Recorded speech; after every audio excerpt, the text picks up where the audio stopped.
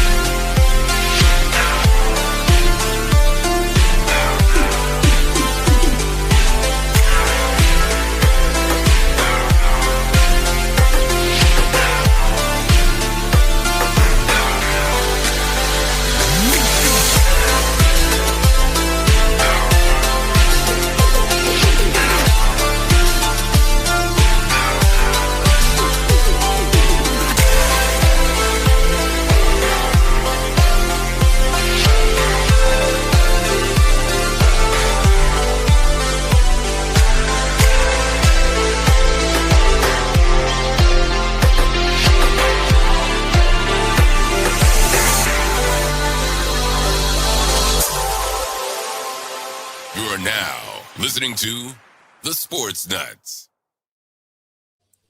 What is going on? Welcome, y'all, to another great episode of, you heard it, the Sportz Nutz, y'all. We made it. It's Friday. We did it, y'all. We hope everybody is primed. We hope everybody is ready for this weekend, but also for this episode of the Sportz Nutz. It's going to be awesome. Y'all, we have a very special guest. And it's Friday 13th. Oh yeah, whatever. You made me look too, dadgummit. Good one. We have Jonathan Wells, former running back of the Houston Texans, joining us. We're going to talk after him. After he leaves, we'll talk some football, basketball, hockey, and a whole lot more. As you guys know who I am Brandon Keeler, the founder of this great show with this great team. My man sitting below me, Shane. Oh man, what's going on, man? Happy Friday. Oh yeah, man! It's Friday. The work week's done. You get a little chance of some excitement with some snow flurries and stuff this evening and then tomorrow. So, hey, it's a good day to be in the house talking with you guys. Especially, excited to have on our special guest, Mr. Jonathan Wells, here tonight. Amen to that one. My man sitting right next to me here, Pinsman. What's up, man? Happy Friday. It's Friday the 13th, everybody. So, yeah, just to let you guys know, I am messing around. So, but yeah, and the work week, let's have a good weekend. You guys enjoy the snow down there. I already dealt with it. So it's your turn. Sharing is caring. Oh, my man sitting right below Pinsman, Bryan Pettit. Man, 2 episodes in a row, dude. You're gracing us with your presence. How was your week as a whole, man? It was rough because we had to work 12 hours every day this week, except for Monday because we had off. But it's been a crazy week. It's been one of those days. Get ready for the snow down here. So it's going to be crazy tomorrow. Everybody's going to try to go get bread and milk. We all know. And eggs, and propane. They're out of propane still, Oh, boy. Yeah, they were out of propane in the ice storm we had. Oh, man. Yeah. All right. So real quick, let's give a shout out to everybody who's listening to us live on 95.5 KFCE in Terrell, Texas, and everybody else who is tuning in on TigerNation.live, which broadcasts in Texas, Oklahoma, and Missouri, and of course, the 37 other countries we air in. We greatly appreciate you guys tuning in to the show tonight. All right, guys, let's get this going. Ladies and gentlemen, boys and girls, Mr. Jonathan Wells is in the house. What's going on, man? What's up, fellas? How y'all doing? What's good? Oh, man. Thank you so much for agreeing to come on to the show. I really do appreciate it. Let's get right into it. Now, this season for Houston was actually a really special season. It started out really, I don't know, and then it went pretty good. I actually thought there was a good chance y'all were going to upset New England in the playoffs. And then, unfortunately, it is New England and, crazier things happen. Now, given what we saw this past weekend in both the AFC title game and the NFC title game, who do you think has the best chance to hoist the Lombardi? I think I'm really probably going to go with Seattle. I guess I honestly, it's a toss up. It's a toss up, guys. I am a Patriots fan. To be quite honest with you, I just love the consistency. My high school is the John Curtis Christian Patriots, so I've always been a Patriot fan. So they just created an amazing culture there. I wouldn't be surprised if they won it. Obviously, I would be happy for Mike Vrabel. I would be happy for Travion Henderson if he got one. And on the other side, I would be real happy for Jackson Smith and Jigba. So I don't really care. I don't have a dog in the fight, and we'll see. We'll see what happens. Yeah. First off, I hate to say this, man. Football's about to be over with. I'm like, no, I'm not ready for that. Man, for real. The world feels better when the NFL and college football get going, and then it's like it goes away so fast. You're like, man, where in the world did time go? It's not right. Football, it just hits better. All right, Shane, go ahead, man. Oh yeah, Jonathan. Thanks again for joining us this evening. We're really excited to have you on. But being a part of that first initial draft class for the new expansion franchise in the Houston Texans, can you kind of give our fans and listeners out there kind of a insight on what it's like to be a part of that startup franchise and the excitement that kind of builds around the city at that time? I have to say it was amazing. You got to imagine you get drafted to a team and you don't even know damn near what the jerseys look like. You know what I'm saying? When I got to the facility, I didn't know what the practice jerseys looked like. I didn't know nothing about this organization because it was brand new. That being said, it was still an amazing opportunity. Obviously, I went to a great city in the city of Houston, and they were so happy to have football back in the city in 2002, man. We were literally celebrities, man. We didn't pay for anything. I mean, they really loved on us here in the city, and they were just happy to have football back, like I said. So it was an amazing time, a great opportunity to be a part of the first, draft class in Houston, Texas history, and then eventually be first leading rusher in franchise history. So it's been good. I like that. So what are your thoughts on CJ Stroud based off of his performance? It's kind of been iffy. Some people are saying they're going to kick him to the curb. What are your thoughts on him? I'm sorry. Are you guys hearing my phone when it rings? No. Okay. No. I'm sorry. Okay. All right. CJ, man, I was literally the first person out here beating the tables down for the Texans to draft CJ Stroud. After I saw the Georgia game, I went on 610 radio here the next day and say that the Texans should draft CJ Stroud. It's a no-brainer. Obviously, I was extremely happy when he was drafted here. He had an amazing rookie year, despite all the turmoil and all of the injuries that they had on the offensive line his first year. He was still able to come in and have almost a historic rookie year. The last 2 years, I mean, I've looked at his numbers, guys. I mean, yes, they've fallen down, but at the same time, I don't think he's playing terrible football. I mean, the kid has almost 11,000 yards, 62 touchdowns, and 25 interceptions in his first 3 years. He has 3 playoff victories in his first 3 years. I mean, obviously, he had a bad first half the other day. We can kill him for that. But other than that, the Texans are too injured. Every time he needs big players, they're out the game. You know what I'm saying? So it's just a lot of moving parts that have been going on. And it has definitely not been perfect for CJ since he's been in Houston. So I think he's doing okay. But next year is going to be make or break. He got to take that next step mentally for me. Oh, yeah, I wholeheartedly agree. All right, Shane, go ahead. Oh, yeah. Well, you were a great college player, running back there at The Ohio State University, racked up over 2,400 yards, 27 touchdowns during your career there.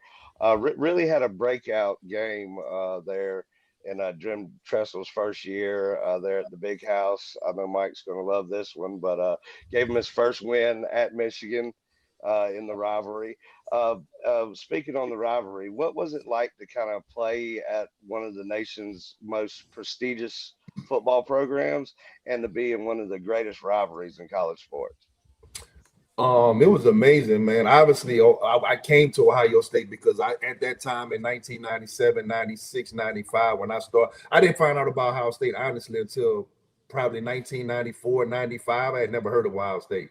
But as soon as I saw them, I pretty much fell in love with them. As soon as I saw Eddie George running the football, I was pretty much like, I'm going there. And they didn't even recruit Louisiana at the time. But in my mind, when I saw Eddie George and that scarlet and gray, I said, I'm going there. And, it just so happened that they came and recruited me, and I was the first player ever from Louisiana to accept the scholarship to The Ohio State University. But that's another part of the reason that I came to the schools, to be a part of the Ohio State-Michigan rivalry. One of my mentors, Chris Howard, who I went to high school with, he was older than me. He's a national championship running back for Michigan in 1997. He was a starter and team MVP. So I always had a great respect for Michigan. It wasn't all like I just hate them until I got here. And then, that's when I turned that switch on. But it's still it's a respect thing, especially for the players. Now, their fans, I hate their fans. I hate them. I hate them all day, every day. That's why you see me on Facebook cussing them out. I hate them. But the players, I have a mutual respect for them. And, I went 2-2, so it was a good rivalry. All right, Pinsman, let's hear your question. Go ahead. All right. So you're with the Texans. How you feel about how was Bill O'Brien as a head coach? I heard he was a tough coach. Was he tough on you? Was he satisfied? Was he good? Like, was he a father mentor? Was he like you gotta do this kind of? I have no idea about Bill O'Brien. When I left the Texans in 2006, I didn't watch the Texans until I moved back here in 2021. I have no idea what went on in that page, and I have no idea. I've heard some things, but I'm not going to speak on what I heard. I wasn't around. Okay. No, you're okay with that one. You're perfectly okay on that one. I mean, it is what it is. Let's switch it up real quick, and for a moment, and talk about the college football playoffs. This season, it was a historic run with what happened to Indiana. They finished 16-0, which I don't know if you knew this. They're the first team to go 16-0 in Division I since Yale did it in 1894, which is and crazy to think about that. What are your expectations heading into next season, not only for your Buckeyes, but for everybody in the mix for the possible college football playoff talks? Because there's a lot of names being mentioned. I mean, I think college football is in a weird space. It's in a wild, wild west type of space, but I think it's in a great position, man. You're seeing teams that were never up there, as top echelons in their leagues. The Texas A&Ms, you know what I'm saying? The people that are making the playoffs now that have never had that opportunity. So there is parity in college football, and I love it. So I don't think you can expect anything. All of that, we expect this. They expected Arch Griffin to come in and just roll through college football this year. We see that didn't happen. So I take it one day, one play at a time. I'm excited about the Ohio State offense that's coming back next year.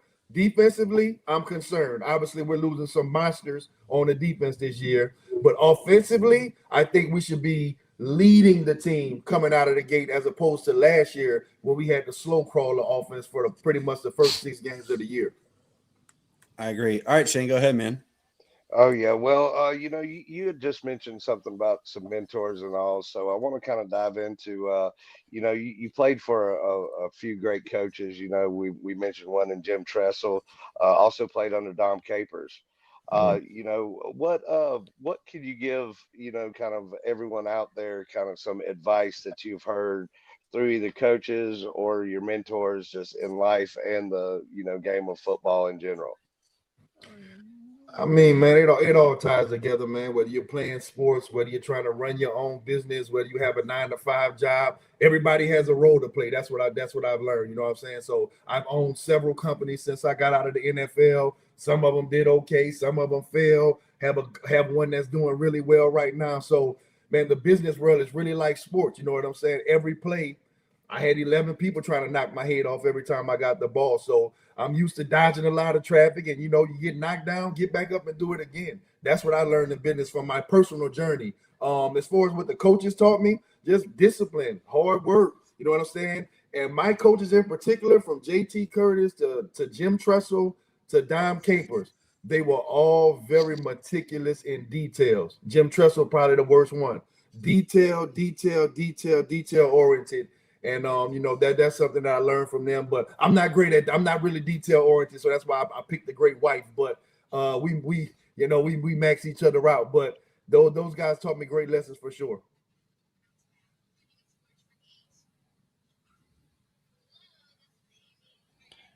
You're muted, Bryan. I'm really good friends with Jamal Anderson, and everybody knows what he's synonymous for with starting the Dirty Bird in Atlanta. And seeing a lot of these these greats. You know, we had Gerald Riggs on recently, and that was a really cool experience. You know, and in your eyes, based on what you have seen compared to when you played, do you think some of the level of competition for the players, they've gotten maybe a little soft compared to when you were playing, or is it about the same? What do you think? I don't think anything is soft about the game of football. I am the total opposite. I don't believe anything that was going on in the 80s or 90s is better than today. The game has evolved. The players are bigger. They're faster. They're stronger. So I believe that the game of football is in a great place, and they're playing it at a very high level. If you don't believe it, go stand down there on the sideline one day and hear them car crashes going on. No, the game is still violent. Obviously, they're protecting the quarterback, which they need to do. And, you know, you can't just kill people coming across the middle. But in between the front seven, oh, man, this is as violent as it gets. You can't make the front seven soft. It's impossible.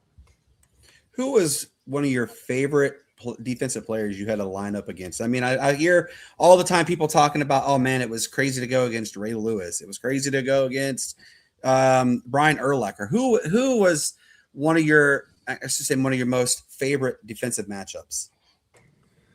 I like going against Keith Bullock, linebacker from the Tennessee Titans. That was one of our biggest rivals, and he was a tough son. He was a tough SOB.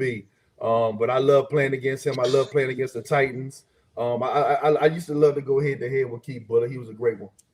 Oh man, Shane, go ahead. Oh yeah, well, you know, just kind of bring it back. You know, we're talking about some of the great players that you played against. You know, can you kind of tell us some of the favorite ones? You know, be it college, high school, whoever. You know that were great teammates and became greater friends with you and later in life. Oh man, I got a bunch of guys, man. Definitely got to always D Miller, Ohio State wide receiver, my OG. James Cotton, my Ohio State OG. It's a lot of guys, man. You know, Nate Clemens came in with Derrick Ross, came in. You know, all my guys I came in with, man, we still in touch. You know what I'm saying? So it's a lot of great guys I played with in high school. Like I said, the greatest thing I saw in high school was Chris Howard, one of the greatest I ever seen in high school, point blank, period. So learned a lot from him. Was happy I got to be mentored by him as a young pup. Play with a lot of great ones, man. You know, Andre Johnson, obviously, to share the huddle with him for 3 years. Well, really 2. I didn't play one of those years at running back, but to share the huddle with him for a couple of years at the Texans, that was special as well. I definitely knew he was going to be a great one from the jump. Can you describe what it was like when you heard your name called the day you were drafted? Like, first off, like, were you at home? Where were you? And then when you heard your name called, what was the rush of emotions come to you? I got the craziest draft story, so it's not what you were expecting. So back then the draft was only 2 days. So I was expecting to go second or third round. So I had a draft party at my parents' house the first day. So, I had a couple hundred people show up, news cameras, all my whole neighborhood, everybody came through, and didn't end up getting drafted that day. So you can only imagine how gut-wrenching, how humbling that day was. It was not a great day. So actually, when I got my call, I was actually the first pick of the very next day. I was 99th, which was the first pick of the second day. And when I got my call, man, I was under my pillows, pissy drunk, because I went out the night before. I didn't go out the night before, but I drank a whole lot. I was truly depressed, to be honest with you. I had worked hard. I thought I did everything I could do to move my draft stock up, and to lose that upfront money, I took it kind of hard. So when I got my draft call, my head was under the pillow. I picked it up. I'm like, hello, hey, Jonathan, Dom Capers, we about to draft you with the first. Oh, what's up, coach? What's going on, baby? Yeah, let's do it. Yeah, boy, I was out of my mind. Facts. I love it. What advice could you give to inspiring football players? We have a good friend of his name is Jason Hall. He is working his way up from the Arena League, and he actually has got an invitation to the CFL. But what advice could you give to future prospects who want to have the dream of playing in the NFL? At this point in the game, I have no idea. I can't even keep up with high school and college right now. And then, like I said, I'm so far out the loop. Obviously, I can give you the cliche stuff, work hard, focus, listen, I have no idea, man. The game is totally different right now. And just work hard, man. Do everything you could do. Don't leave nothing on the table. Make sure that you maximize your efforts and do everything you could do. That way, 10, 20 years from now, you're not sitting back talking about, I wish I did this, I could have did that. Whether you make it or not, maximize all of your efforts and all of your opportunities and, let the chips fall where they may. I like that advice. My favorite quote from Vince Lombardi is, and I'm going to use the G-rated version, if ands, and buts were candy and nuts, we'd all have a merry little Christmas. People try to live I live the what if and coulda, woulda, shoulda, coulda. Don't live in that world. If you have aspirations, go for it. You don't know until you try. You know what I mean? And it's sentiment. It means a lot when you hear people say that kind of stuff. And Jonathan, I got to tell you, man, I'm absolutely honored that you came on to this show, man, and you spent time out of your day to come talk to us. It really does mean a lot to myself. We have another guy on our show. His name is Matt, which you saw in the text message. He actually works at the Mall of Georgia in Atlanta, and we're about to have a big snowstorm in the southeast. So he has to be right there beside the mall. So that's why he's not here right now. But, it really does mean a lot to me, to him, to my guy Shane, to Pinsman, and to Bryan, man. I can't thank you enough. Can you let everybody know where they can find you on your social media as well as your website? Yeah, I appreciate y'all having me, man. I'm pretty simple on my Facebook, Jonathan Wells. You can find me on there. That's where I do most of my live content. Well, pretty much all of my live content is on Facebook. So if you want to see me going crazy directly after Ohio State games, trust me, I got the best post-game footage for you. Trust me.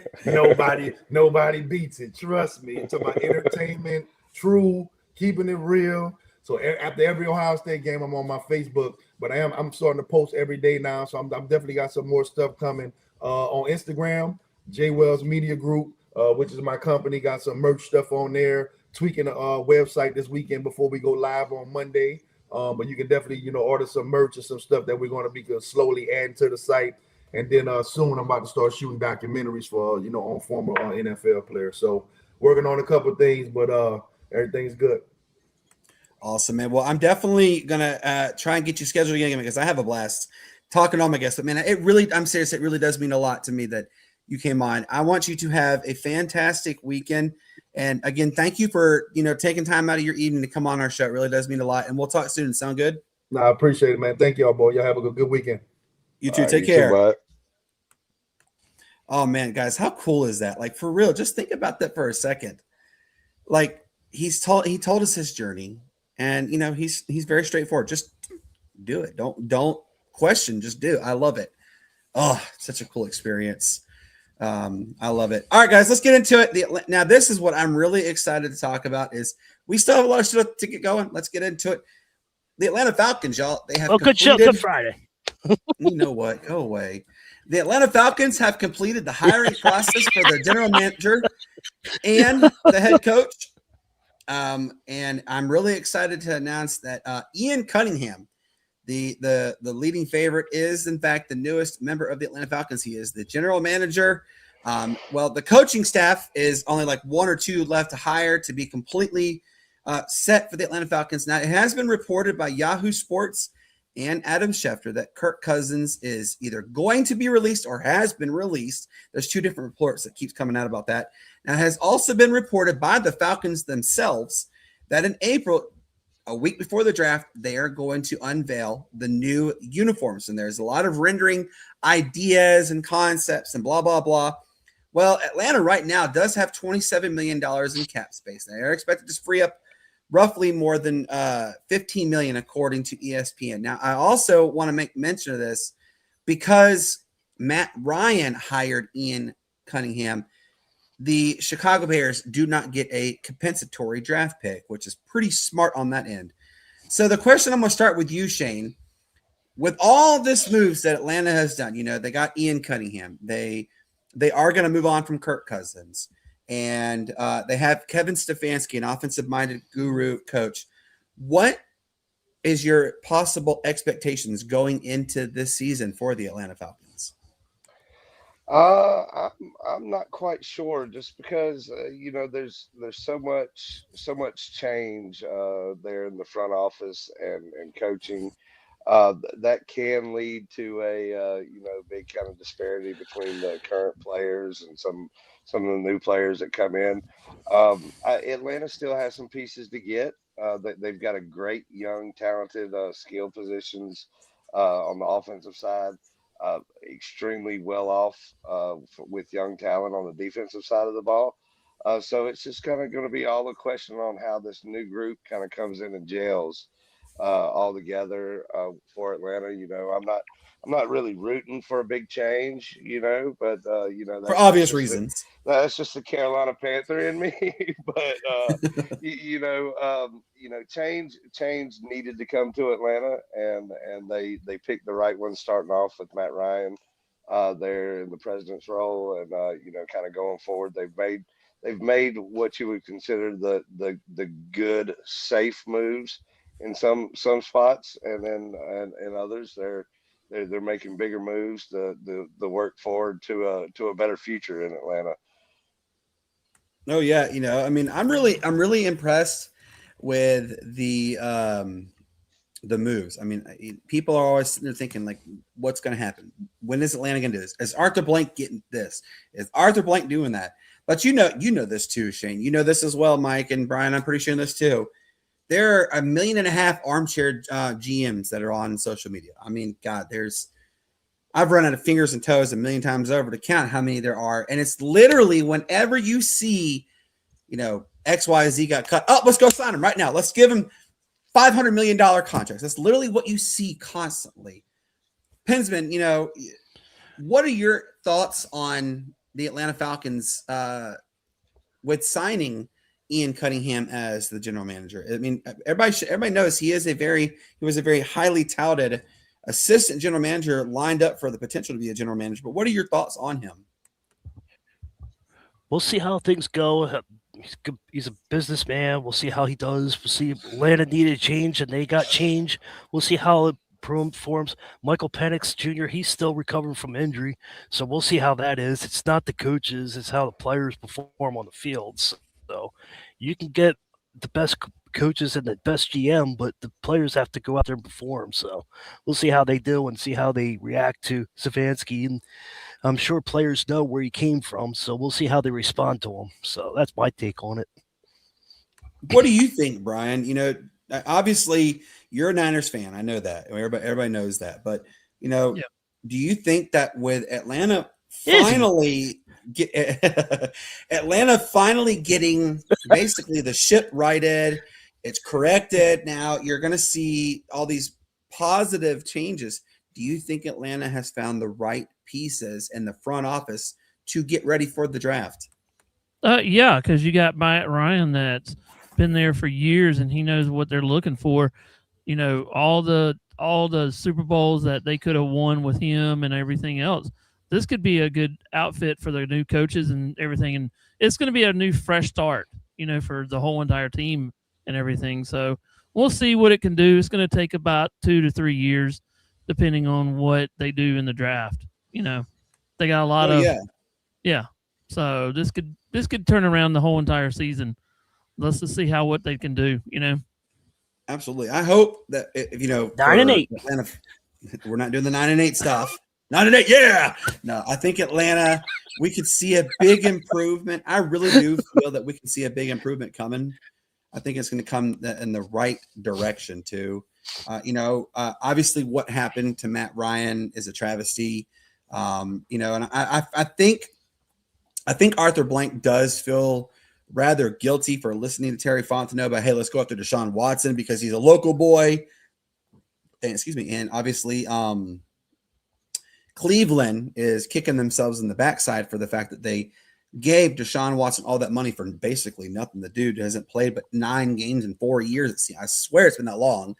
It's hopefully with the amount of talent that Kevin Stefanski has, we saw what he did in Cleveland. He was just dealt a bad hand at the wrong time. And I mean, he was a two-time coach of the year for the Cleveland Browns. Like, come on, hello, it's the Browns. And he if he can do that with nothing, imagine what he can do with something. We'll see. All right, so some really tragic news, y'all, was announced yesterday, and it's reported by the individual's family, and on 3 Sports, Yahoo Sports has also reported this. The legendary coach himself, Lou Holtz, unfortunately has entered hospice care. It is reported through his family that he most likely will pass away within the next 72 hours. Now, let's look back at his lifetime. Bryan, you've seen it. Yep. Shane, I know you've seen it too. Obviously, we know what he did in South Carolina. And what was one of the things that he was synonymous with was the brawl. Everybody should know who the brawl happened. If you don't, it's 2004, Clemson in South Carolina. It was such a heated brawl. The police were involved, and they did a self postseason ban against South Carolina, and they didn't go to a bowl game for that. But he did a lot of tremendous good for Notre Dame. He's a great commentator as well. Shane, what are your fondest memories that you have of Lou Holtz?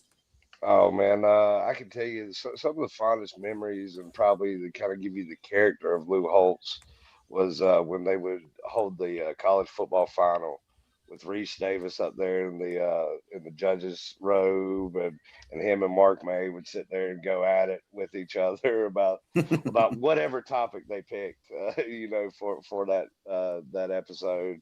But man, those were some of the great moments. I was introduced to Coach Holtz way back when from my dad. He was actually at NC State when my dad was going there, and it's one of those things that he taught me that he learned from Coach Holtz, and was those 3 golden rules that he lived by, which was always do what's right, always do your best, and treat other people the way you want to be treated. That's one of those things that's just kind of passed down from Coach Holtz to me, and it's touched my life greatly. Kind of live life by that every day, and you can go to sleep at night, lay your head down with a peaceful mind. So that's those are kind of the couple of highlights that I have of Coach Holtz, and of course, those Notre Dame teams that he led and all were great. I didn't get to personally watch many of those, but I did, going back and seeing the stories, and it won't be long before ESPN is going to have a 30 for 30 on them, which will be great. Oh yeah, it's hard to say that the fact that legends, unfortunately, they have to go through their time, and then he will unfortunately pass, but his legacy will live on forever in everybody. I mean, it's Lou Holtz, for crying out loud. Bryan, what are your favorite memories that you had watching Lou Holtz? The one that I've kind of looked at is when he was at Notre Dame. A lot of those teams that he's had over the years, coming from there, going to Notre Dame, coming to Carolina, and the biggest thing, I was at the brawl when it happened, and that was unfortunate because that was his last game there at Clemson and USC. So, there's some fond memories, and everything. So, I hate that it's going on, but, I think all the football people are going to miss him once he passes and everything. So, just give a shout out to his whole family, Absolutely. Lou Holtz, man. I mean, he is coach. He will always be coach. Shane, I remember vividly him and Mark May back and forth. I loved it. That was back then. That was Lee Corso before Lee Corso and the not so fast, my friends kind of thing. And that was what I always loved about watching Lou Holtz. Even with his lisp, he still was a tremendous coach. Pinsman, what do you remember most? Because I mean, you're a Michigan fan, and you did to see him a couple times. What was your one of your fondest memories of Lou Holtz? Just him, coaching against Michigan. We used to play Notre Dame all the time back in the day, but we stopped because the whole schedule changed. But we used to play, but just from the Notre Dame days. But the South Carolina and Clemson, I remember that. But that's when he moved to South Carolina. I don't remember that much, but I just remember him as Notre Dame and all the teams that he coached. So he's gonna be missed. He's definitely an icon of college football. So that's what I remember. And fans who are watching and listening right now, we'd love to hear your thoughts on, obviously with Lou Holtz entering hospice care and everything. It is reported he is going to pass away, unfortunately, soon. So tell us your favorite moments that you remember of Lou Holtz. Lou Holtz was, for all intents and purposes, y'all, I'm going to say this, and I'm standing by it. He was Notre Dame before Notre Dame became what they are today. He made Notre Dame on the map. He helped solidify Notre Dame getting that NBC money. Lou Holtz will forever be an icon in not only in high school, college, and anywhere, literally the football world is going to be, heartbroken when they get the news that he did pass away. So definitely shout out to Lou Holtz, his family, and thank you, Coach, for everything you've done for us, and you will never be forgotten. All right. Now this one, I'm really excited to talk with you guys about. The NHL has announced the next step in the Stadium Series. Yes, Saturday, February the 20th, 2027, the NHL Stadium Series will be held in Arlington, Texas at AT&T Stadium, aka Jerry's World. It will feature the Las Vegas Golden Knights and the Dallas Stars. Now, the NHL is really working hard to build their brand, and rightfully so. We did see that this Winter Classic recently was not as well as they had hoped, but we did see that they also announced the 2027 Winter Classic, which will be held in Utah. Utah Mammoth are taking on the Colorado Avalanche. I'm going to go to you first, Pimmy. You're my hockey guy. What are you looking forward to most about this news, knowing that they're going to have the Stadium Series in Jerry's World? We'll see what happens. We'll see what happens with the indoor game. I'm not for the indoor games, but we'll see what happens. I was disappointed with them being at the Hard Rock Stadium. I was not impressed with it. I liked outside, so we'll see what happens. Jerry needs money because he can't make the playoffs because he can't put a full roster together. So he's got to make money somehow. So we'll see how it works. I'm just not thrilled with it. With the Utah game, I'm looking forward to that. We'll see what happens because Utah's just new and they just see how it comes out. So we'll see what the presence will be, how many people show up in that Utah game. So I'm looking forward to seeing that. But Jerry World, okay. I'm right there with you. I'm not looking forward to seeing. I already can't stand seeing Jerry Jones as it is. He gets too much unneeded. Were you happy with the indoor stadium this past year? No, it was out at Lone Depot Field. No, that's where the Miami Marlins play. That's what I mean. Let's all raise our hand and say, who really looks forward to going and seeing a hockey match? Or I'm excluding you people from Sunset or Sunrise, Florida. I don't care. But I want who sits there and says, man, I'm looking forward to going and watching a hockey game where the Miami Marlins play. Now, if I had one of those tickets for one of those jacuzzi seats and stuff like that. Heck yeah, I would do that. Yeah. You couldn't tell me no. I would absolutely carpe diem on that one. But that's not part of the question, Shane. Would you go into would you go into the stadium? Go? Yeah, I'd go. I love going to sporting events. So it would be fun. It would be fun because a lot of times you go to a fight and a hockey game breaks out. Oh yeah, no, that's true. I like how you reverse it. I love it. And also, if you guys have seen, I've made posts. It's on TikTok, Twitter, Facebook, everywhere. If you haven't seen it, I encourage you to go look at it. It is the backdrop. We'll look for the Utah Mammoth versus the Colorado Avs in the Winter Classic. I mean, again, it's being played in an area where it will most likely snow. And Pensman, again, remind everybody how many times it's snowed in the Winter Classic again? About twice. That's right. 2 times. So it'd be nice to see it happen. Which, by the way, remember we mentioned in the last episode, y'all, the coldest ever outdoor hockey game did transpire. Temperatures got down to negative 39 degrees Fahrenheit, which, I mean, at this point, what is even the point? I mean, you're facing frostbite, absolutely. But I'm excited. What do you think, Shane? Are you eager to see, that man who has sold his soul to the devil on TV more? What do you think? Well, I think this game's particularly going to depend on how good the Golden Knights and the Stars are coming into the game. Dallas is kind of known to be a sports city, be it they share it across all platforms in professional sports. So it's one of those cities that has a great fan following for any kind of sport and all.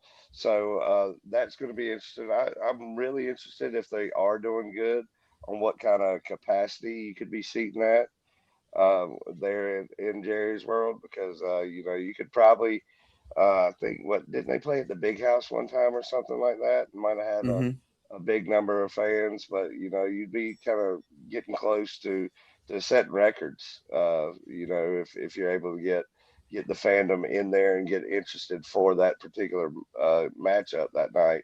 But they always do it big for these special events. So you're talking special jerseys, bigger celebrity guests, national anthems, flyovers, all that good stuff. It becomes a production, and we know how Jerry is with anything that he does there at AT&T Stadium. He turns it into a major production. Maybe this time he'll shut the curtains since it's not a football game. so, so you won't be able to see that kind of the sunset coming through and all. But it could be it could be something special. But it's just Jerry, like you said, putting on a show, trying to get that money. Yeah, unfortunately, I can't stand that man. I understand him and Arthur Blank go back and forth to see who is better at owning a team, but I mean, they both have their flaws. Bryan, everybody knows it's well documented you're a Preds fan, but what are your thoughts on this Stadium Series? Obviously, this last one was kind of a blunder, but what are your thoughts on the possibility that we could see over 70 or even 80,000 people in Jerry's world to watch the Vegas Golden Knights and the Dallas Stars? Well, here's my problem with the whole entire thing going to be outdoors. Is if you're going to do this, how about this? Because we've had trouble doing like with the ice rink down in Greenville. When the sun hits that ice and it's hot outside, it's going to have a lot of cold. It's going to have a lot of cold inside that building. But when that sun hits that ice, it's kind of going to melt. So that concerns me a little bit too. And what they use is they're going to have to use a big cooler, and also they're going to have to use antifreeze for the bottom. But they're going to have to keep it really cold because if it's 70-something degrees in there, it's going to melt. So they're going to have some issues. Let's see what kind of issues they have, But this could be an exciting thing, but you just got to watch out for the temps, though, all in all. Well, Mike, you can tell what's going to happen in a couple of days is the Stadium Series is going to be held at Raymond J. Stadium. The Tampa Bay Buccaneers play. And Bryan, I'm glad you made mention of what you just did because what they've done. I don't know if you guys have seen what they're doing. They have this huge canopy that's rolled over the ice, and now obviously it is Tampa, and they're going to have an anomaly happen this weekend. It's supposed to snow in Tampa. The last time it happened when it snowed in Tampa was in the 70s, so that's how rare it happens. But so that'll help a little bit. But they're going to have they have this canopy over there, and they have it 30 degrees underneath that tent because it has to keep the ice cold. And God, we're not talking. It's not like a little bit of ice. No, it's like that thick of ice, maybe even thicker. There was one time we saw Pinsman, correct me. What game was it we saw? They had a big issue happening with outdoor arena in the ice. Because remember, at one point they had to stop it because it was constant. No, it was melting. Forget, though. I know what you're talking. Yeah, I know what you're talking about, but I forget though. It was such a. It's such a weird. Yeah, it was so weird what happened. They ended up having to. I think they postponed the game, and then they were able to fix they had to do it the next day or something. Yeah, they fixed the cooling situation, and the ice didn't melt. But by that time, it's another day. People are having to. They probably have booked their flights, their hotels, their whatever's to be there just for that day. And then if you're having an additional day, you're like, we're not going to really turn out. I believe the turnout was pretty low at that point too. So, I mean, they're not going to say it was because they're going to go based off the ticket sales. But, I mean, it was. Right. We know it was when anything like that happens. So I'm really excited to see hockey in general. But, again, I could do without seeing Jerry Jones. I think we all are kind of over Jerry Jones just in general. So we'll see on that one. But in case you guys didn't hear, we were talking about the Stadium Series for 2027 has been announced. It will be held in AT&T Stadium in Arlington, Texas, between the Dallas Stars and the Vegas Golden Knights. And the Winter Classic will be held in Utah. You'll see the Colorado Avs taking on the Utah Mammoth. So hopefully Gary Bettman has gotten something right and fixed a little bit of this issue. We shall see. All right, let's go to this next one. I want you guys to look at this picture, okay? Everybody has to look at it. Let me get it loaded up here. All right, the reason why I have this picture is because I want Tampa you Bay's to put number one. No, ignore him. I want you guys to everybody put your bias aside. Yes, my team is the number one team, and that's my team being mentioned, the Tampa Bay Lightning. But I want you to give us give us your 5 best logos in the NHL. This is the list right here. That's all 32 teams. Let me turn the banner off. All right, the banner's up. That's all 32 teams. Look at the logos, and I want you to tell me your 5 favorite logos that you think have the best looking logos. You're going to give it from 5 to 1, 5 being the worst, 1 being the best. So start at 5, 4, 3, 2, 1. And I'm going to use Shane. I want you to look at this right here, and I want you to tell me the 5 best logos according to you. Oh yeah, well, I'm gonna go ahead and go number 5. Is just kind of just going to be the Detroit Red Wings. Okay. It's just a classic, simplistic logo. It really hasn't changed much over the years. So definitely that is my number 5. Number 4, I'm going to go with the San Jose Sharks. That's kind of a classic one. Great color combination. It's kind of gives a general idea. A shark biting into a hockey stick. So I like that one. My number 3, I'm going to go with probably one of the most underrated logos and jersey combinations in Calgary with the Flames. They have a great color scheme, and just the Flames coming off that sea. There's something about that.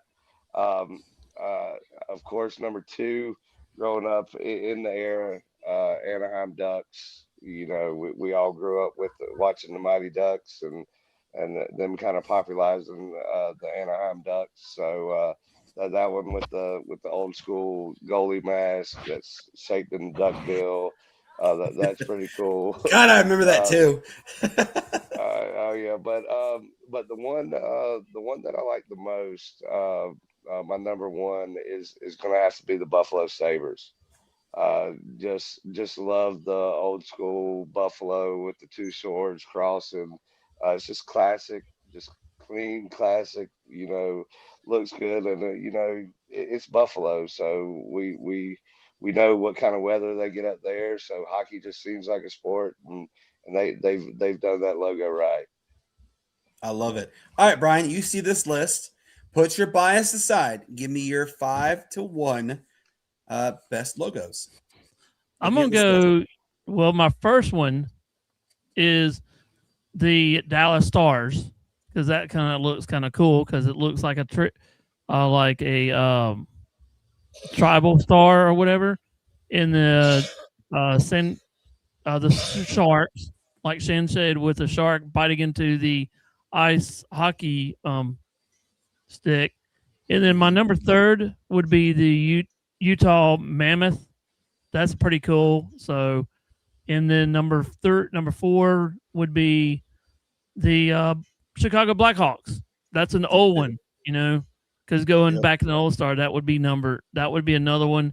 And also the the Florida Panthers would be my 5th one. So yeah, there's still a lot out there. Brian, you're out of here. Get out of here. Oh, you said. You said. Yeah, I did. I know. I said keep your bias apart. Now I love it. I love it. You I said. love what you said on that. And and it's funny you did say. I want to, Shane, you did mention Calgary. Do you know where they used to be before Calgary? No, not really. I can't remember right off. They were called the Atlanta Flames. And back when the Omni was around, they played in the same arena that the Atlanta Hawks played in. And back when Spud and Dominique were all part of the team and everything, and the Atlanta Flames, they went bankrupt. Nobody wanted them, basically, kind of like what happened with the Thrashers. But Calgary said, we'll step in, and literally the flame on the sea is the exact same thing, exact same colors, everything. Nothing has changed except now it's in Calgary.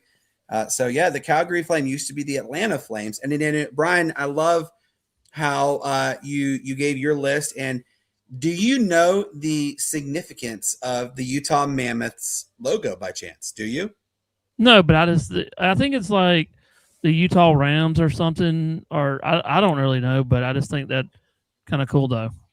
So the Utah Mammoth logo, if you guys can see, I know it's kind of hard to see, but you can zoom in if you have to, is actually the state of Utah in there. And if you also look on the side, it's and look going up, it's the Colorado Rockies mixing in with the state of Utah. That was the cool thing. And then the mammoth, because the woolly mammoths were synonymous with being found. A lot of their fossils have been found in the permafrost that was in Utah. So that's why they paid homage to this. So it's really cool on that one.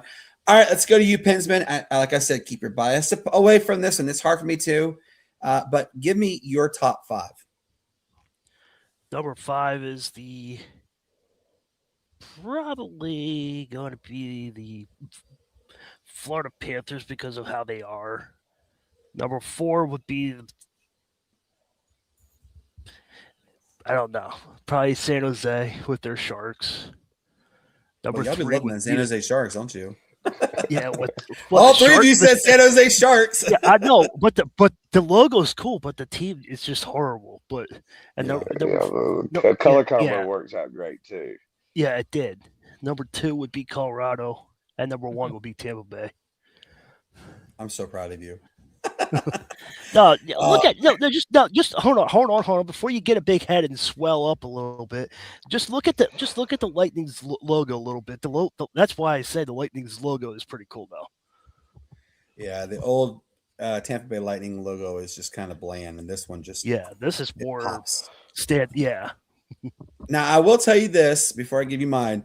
I've gone to a lot of Lightning games, and you know this too, Pinsman.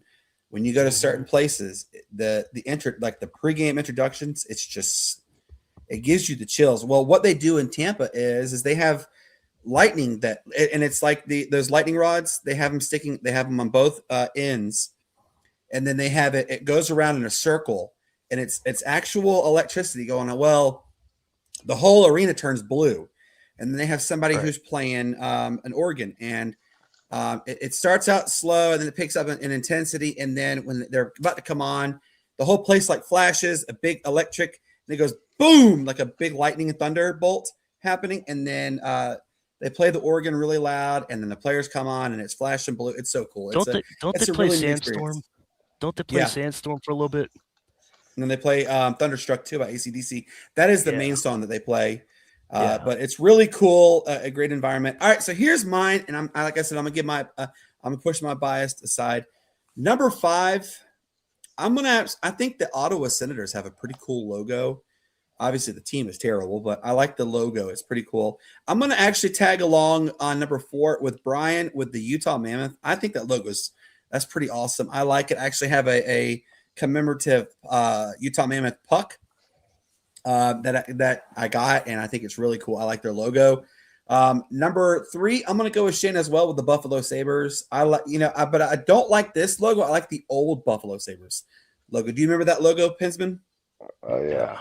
You remember it too, Shane? It was the black and the red and white. And it was the Dominic Hasek logo. Yeah, the Dominic Hasek. That was pretty cool. I like that one. Number 2. There's so many good ones out there. Just choose mine. I chose yours. No. This is, and this is going to actually, you know what? I like the Nashville Preds. I like the Predators. Okay. And their arena is all when Nashville scores a goal, their fans are electric. They'll go, he shoots, he scores, you suck. And then I'm going to use your team, Flurry. It's all your fault. It's all your fault. I love it. Nashville's fans are awesome.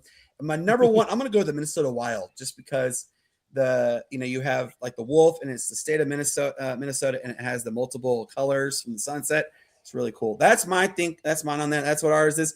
You guys watching, we'd love to hear yours as well. If you tell us what you think, we'd love to hear. All right, now comes the next good part. Shane has a sports story he would like to share. Right, Shane? Oh yeah, man. Y'all are gonna love this one. We kind of got the news Wednesday on this, but Bill Belichick has been snubbed from the Hall of Fame this year.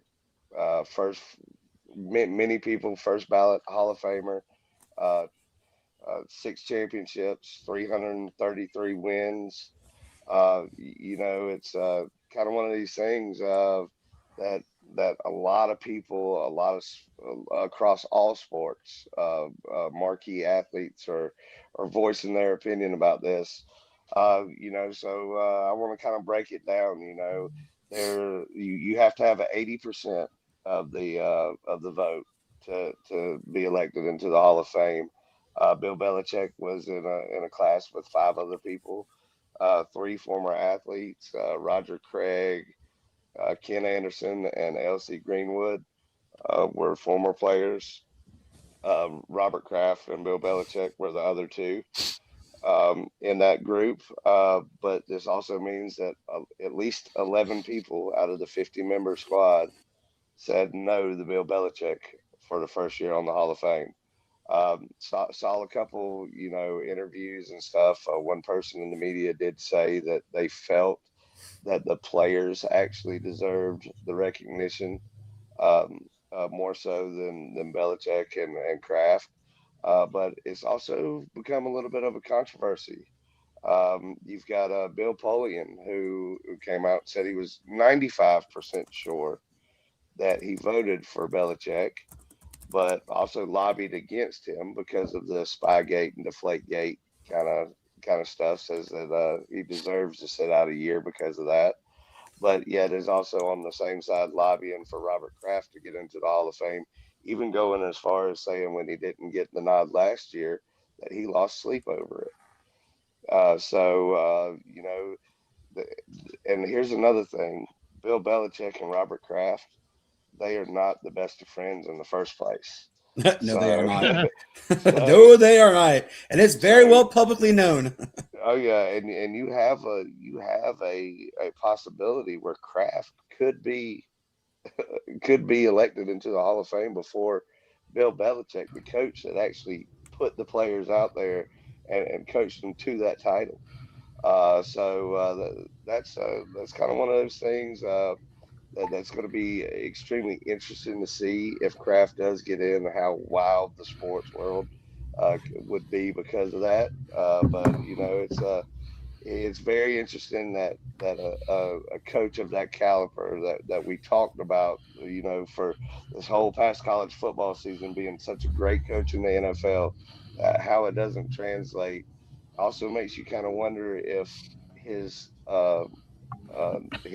lack of success there at North Carolina this year didn't kind of put a raw feeling on some of the members' minds. So it's just a kind of interesting one to kind of break it down because it's big news, but it's good stuff, especially when you get into the drama between Kraft and Belichick, and then Polian being involved in it. So it's great to see, and I guess time will tell. See in 2 weeks, I think the results come out, or next week. I think next Thursday they come out. So it's going to be very interesting to see.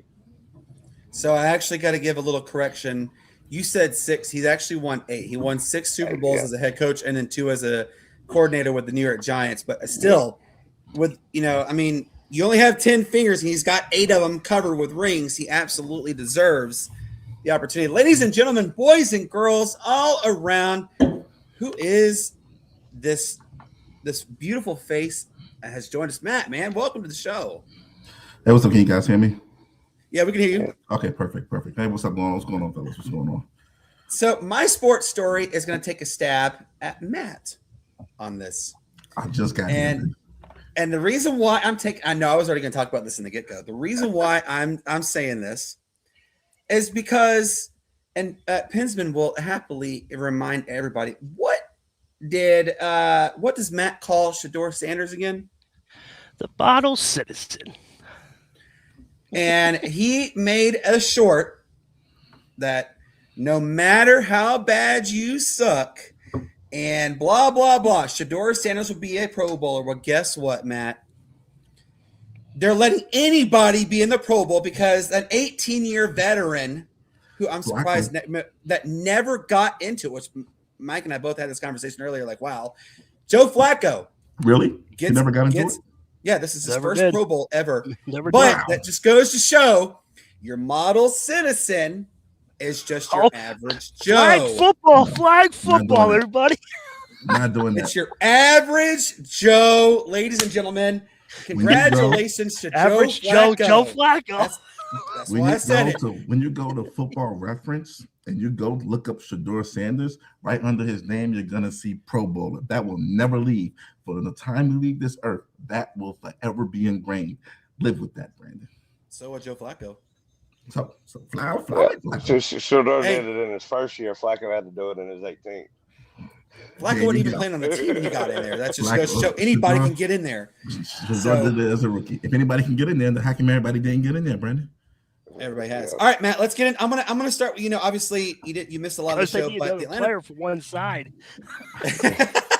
So let's go into it, Matt. And this is really exciting news for our team. The Atlanta Falcons have completed the hiring process for their general manager and their head coach, Ian Cunningham. Yes, he is officially the newest member of the Atlanta Falcons. Now, the coaching staff only has 2 more spots left to fill. I think they just filled 1 today, actually, so they have 1 left. And then a report came out yesterday from Adam Schefter and Yahoo Sports, and also Ian Rappaport has confirmed this too, that Kirk Cousins is either going to be released or has been released. There's a lot of mixture about it when it's going to happen, but it's going to happen. Now, it also has been reported, Matt, that a week before the draft in April, the Atlanta Falcons will unveil the new uniforms. A lot of people are giving their renderings, and a lot of thoughts are they're going to bring the old logo style with the pants and the colors, and they're going to put the new logo mixed with it.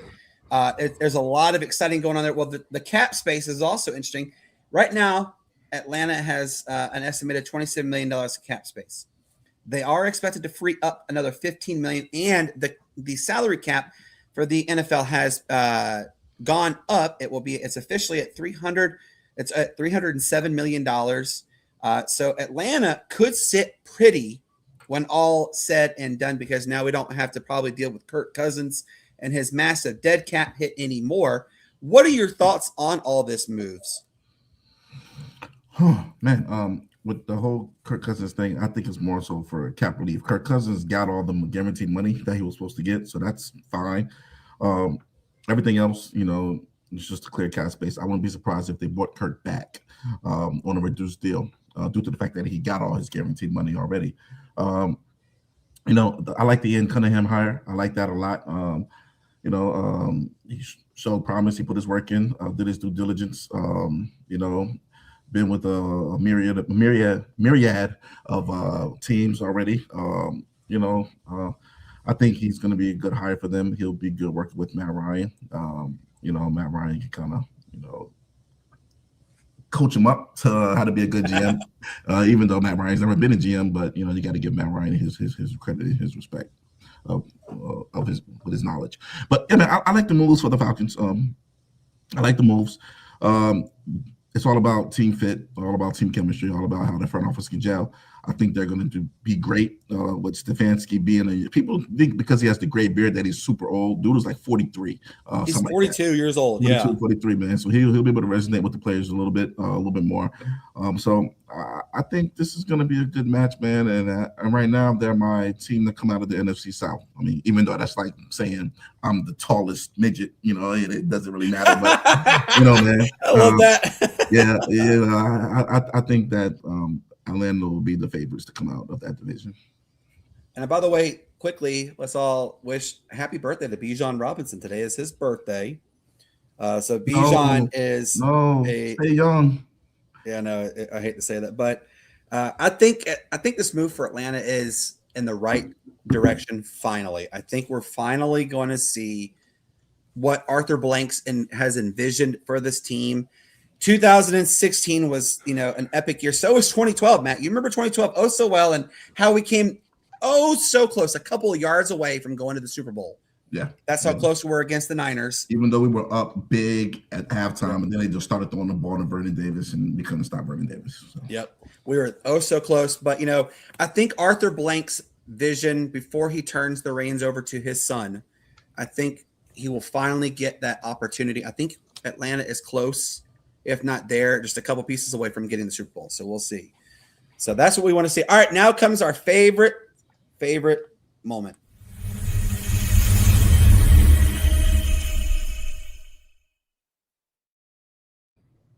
Yes, it's the honorable mentions segment. We talk about top 2 or 3 stories that the mainstream media doesn't cover enough. I want to say shout out to Columbus, Ohio. They have announced that they will host the 2027 Women's Final Four, and they have revealed the new logo for the Women's Final Four, and it looks pretty amazing. So shout out indeed goes to Columbus, Ohio. All right, Shane, give us your first honorable mention, sir. Oh, well, shout out goes to the Carolina Hurricanes and their comeback win last night, scoring 3 goals in the final 2 minutes, 2 empty netters. They came back, and a lot of people didn't realize it was them out there playing because they did wear probably, we were talking about logos earlier, probably the most underrated throwback uniform in all of the NHL when they threw it back to the Hartford Whalers uniforms last night. But congratulations goes out to them. Hard fought win against a Utah team that really wasn't expected to get those 3 goals in that last 2 minutes. So congratulations to them on that win last night. Do you know where the Hartford Whalers are from? Oh, they used to be the New England Whalers before they were Hartford Whalers, whenever they merged back in 1979, I think it was. Before they moved to the Hartford, actually, they used to be the Atlanta Knights. Okay. Another Atlanta team. Dadgummit. Atlanta just giving Atlanta gives away their hockey teams like Oprah gives away cars. You get a team. You get a team. Everybody gets a team. That's just on that one. All right, Matt, give us your first honorable mention. My honorable mention is going to go towards Sam Darnold, and who was on the Marshawn Lynch's podcast. If you guys didn't see that, man, you need to definitely go check that out, man. Of course, especially when Marshawn asked him, he's a ginger. Oh, he's black. So shout out to Sam Darnold for showing love and support, man. To did they ask about his granddad? Huh? Did they ask about his granddad? One of the original Marlboro fans? I don't think so. But well, go look up his granddad's name, and boy, you'll understand why. Oh boy, we'll do. All right. All right, Mike, give us your first honorable mention, sir. My first honorable mention is the Columbus Blue Jackets. They changed coaches. And now they're 5-1. They defeated the Philadelphia Flyers last night. They hung on, and they beat the Columbus Blue Jackets. Who did they beat last night? The Philadelphia Flowers.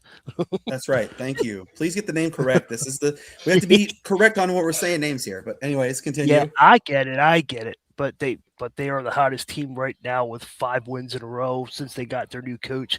New coach can do something good. So Columbus, we'll see what Columbus does. All right. And Bryan, give us your honorable mention, please. Well, that's it. They're just rolling. No. Well, it's not a really honorable mention for me, but I got to give it up for Lindsay today because she had a bad wreck on this, the ice today. And she told everybody, she said after the crash, in her final downhill race before it's not over. So with whatever she did today, she had that violent, ski accident. So she's going to come back with. For those who know who he's talking about, he's talking about Lindsey Vonn. Lindsey had Vonn. an absolute horrible accident happened, crashed during her it was the final stretch in Switzerland before she goes for the Winter Olympics, and I mean it was a gruesome crash. And she did get unfortunately she did get life flighted to the hospital. I know. Yeah.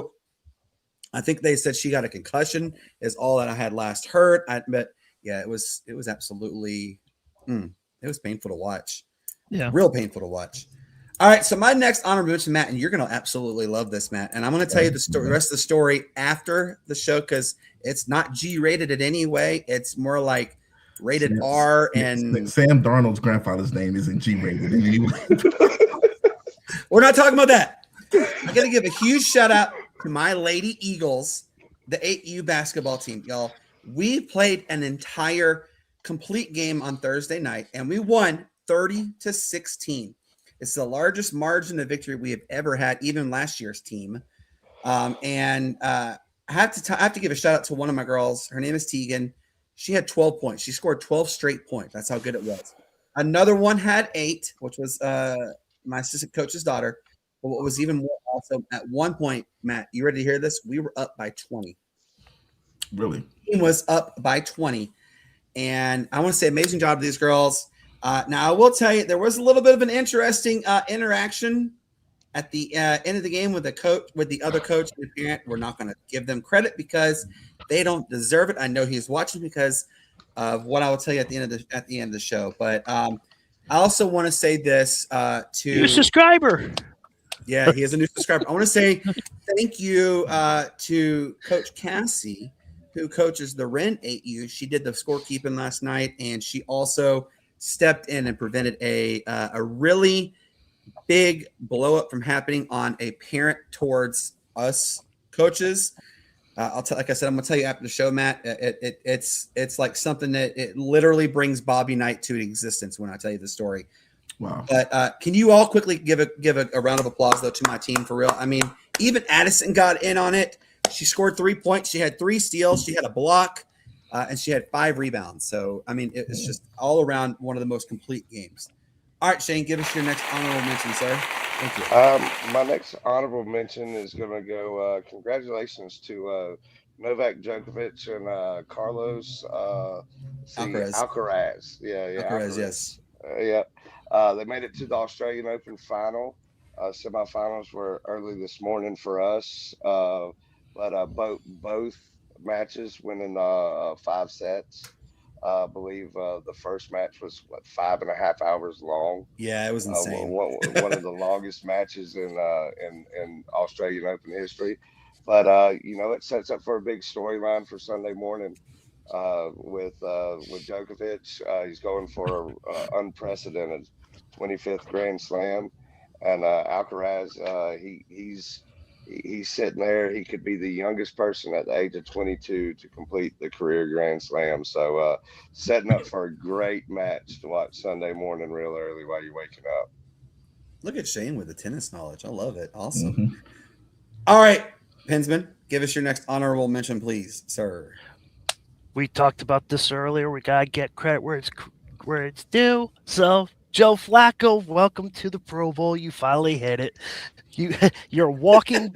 Anybody that wants a pulse, you can hit the Pro Bowl. So welcome to the Pro Bowl. You get until you die, and as long as you're on Earth, you will see Joe Flacco. I love it. I love it. Oh, I love that. Was awesome. Yes. All right, Matt. Do you already give us yours? Yeah. Every 20 years or so. And it's about every 20 years, you get a player of this ethnic background to come into the sport and just do things that that's not supposed to happen. Brandon, Pensman, Shane, Bryan, you guys got you one. You guys got you one, man. Cooper Flagg dropped 49 points the other day. And a Yeah, loss, youngest right? player, but And- youngest and- player and a- to and a score. loss, right? Too. Uh-huh. And a loss, right? You guys got you one. Larry Bird, Dirk Nowitzki. You guys got you one. You got you one right here, man. That kid was amazing. Why is it because we're white? Is that why you're saying that? Yes, I was trying to say that subliminally right now. You didn't have to go ahead and directly say it. I was trying to be subliminal with it. But yeah, you guys definitely got you one here, man. Brandon just comes out and says it. Exactly right. Yeah. I mean, the kid is. By the way, what he was the first. He's the first teenager to do that, wasn't it? That's what I heard, right? I think so. He's the youngest to have that much. He's the youngest to do it. I know that. Yeah, he could have had 50 easily, man. But yeah, man, the kid was amazing. I got to give my hats off, man. I didn't think he was going to be this advanced in the league. I thought he was just going to be not athletic enough, but he's doing everything, man. Scoring, running the offense, shooting. He was going to be another Trae Young coming in. I'm not gonna say all that. Trae Young is good. You guys only Trae Young is good. Cooper Flag First of all, you guys only have half of Trae Young. You guys have half of Trae Young. So look, man, I gotta give it to him, man. My shout out is gonna go to Cooper Flag, man. Just keep elevating young basketball phenom. Keep elevating. Joy to watch. Well, that and the craziest thing about that watching that performance was Khan had 34. Yep. And how did Duke not win a national championship last year? Exactly. it makes no sense, man. Because Khan Canupo is, if it wasn't for Cooper Flag, he would be rookie of the year. See, he's nice. He's nice. That Hornets team 43% from behind the arc this year. He'll at some point he'll be the best shooter in the league, and the reason. See, we knew that he would. We knew he was coming out. Matt even mentioned it too. He's the reason why the Hornets are comfortable with trading LaMelo Ball, because they're going to build around this kid, Khan Canupo. They're going to build around that kid. That kid is nice. So, hey. All right, Brian, give us your honorable mention, sir. I'm actually going to go off on the rails on this one. And Pinsman, I don't know how you're going to like this one, but the Pittsburgh Steelers hired former Las Vegas Raiders defensive coordinator Patrick Graham from the same role that Mike McCarthy's staff are team announced today. So he'll be the new defensive coordinator. So yeah. I know, Brian. I know. So give a shout out to Pittsburgh Steelers for hiring their defensive coordinator. Same role. Hey, I want my next honorable mention. I gotta give a huge shout out to ESPN, not because it's ESPN, but because of what they are doing. They're going to be releasing a new 30 for 30 titled The Philly Special. It'll air on February the 6th. I can't wait because it's talking about the Eagles winning the Super Bowl with Nick Foles and the Philly Special. So I'm really excited to see that one. I can't wait. Also, I want to give a shout out to the Seattle Seahawks. They are up for sale after Bowl. It is expected to be in the range of $7 to $8 billion. Is what the brand is worth. Wow! All right, Matt, give us your final honorable mention, please. My final mention is going to go to a basketball player who we looked at as broken down, done. What do you call a process when it stops? What do you call a process when it stops? You call it the end. But Joel Embiid dropped 37 points the other night, man. You knew it was coming. You knew it was coming. Embiid did. He didn't look spry, but he was able to move around, get some pump fakes. He has really good pump fakes out there, man. So I gotta give it to Joel Embiid, man, for coming back, man. He's on minutes restriction, and they're bringing him back slowly, but he was able to come out and drop 37 and help his team win. I thought he was going to say LeBron's done. I did too. I really did too. I thought he was going to say LeBron. Guys, y'all know it's come to an end. His career only on Mondays. Did you guys see what happened with him? What happened with him?